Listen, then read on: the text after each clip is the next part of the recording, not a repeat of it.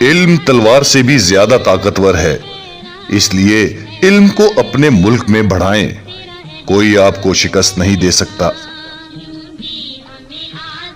آپ کی تعلیم کا ایک حصہ یہ بھی ہے کہ آپ دور حاضر کی سیاست کا مطالعہ کریں، یہ دیکھیں کہ آپ کے ارد گرد دنیا میں کیا ہو رہا ہے۔ اسلامی تعلیمات کے درخشندہ روایات و ادبیات اس امر پر شاہد ہیں کہ دنیا کی کوئی قوم جمہوریت میں ہمارا مقابلہ نہیں کر سکی جو اپنے مذہب میں بھی جمہوری نقطہ نظر رکھتے ہیں۔ آخر یہ کہنے کا کیا فائدہ ہے کہ ہم سندھی یا پٹھان یا پنجابی ہیں؟ نہیں، ہم سب مسلمان ہیں، اسلام نے ہمیں یہی سکھایا ہے۔ اگر ہم اس عظیم مملکت پاکستان کو خوش اور خوشحال بنانا چاہتے ہیں تو ہمیں اپنی پوری توجہ لوگوں بالخصوص غریب طبقے کی فلاح و بہبود پر مرکوز کرنی پڑے گی۔ نہ خود اصول کے خلاف کام کرو اور نہ کسی کو اصول کے خلاف کام کرتے دیکھ کر خاموش رہو۔ گلاب کو خواہ کسی بھی نام سے پکارا جائے، اس کی خوشبو میں فرق نہیں آئے گا۔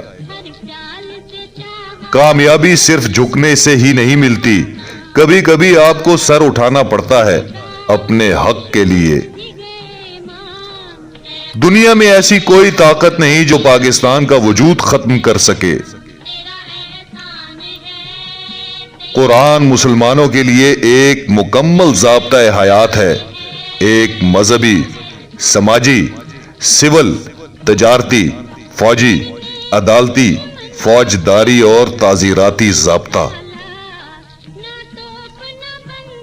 ہمارا مقصد ملک کے اندر اور باہر امن ہونا چاہیے۔ ہم امن کے ساتھ رہنا چاہتے ہیں اور اپنے قریبی پڑوسیوں اور دنیا کے ساتھ وسیع تر دوستانہ تعلقات قائم رکھنا چاہتے ہیں۔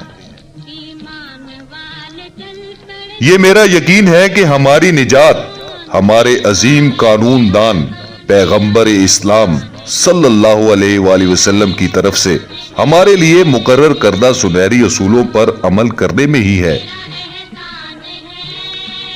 یہ قدرتی طور پر مجھے تکلیف دیتا ہے کہ پاکستان کے کسی بھی حصے پر صوبائیت کی لعنت ہو۔ پاکستان کو اس برائی سے نجات دلانی ہوگی۔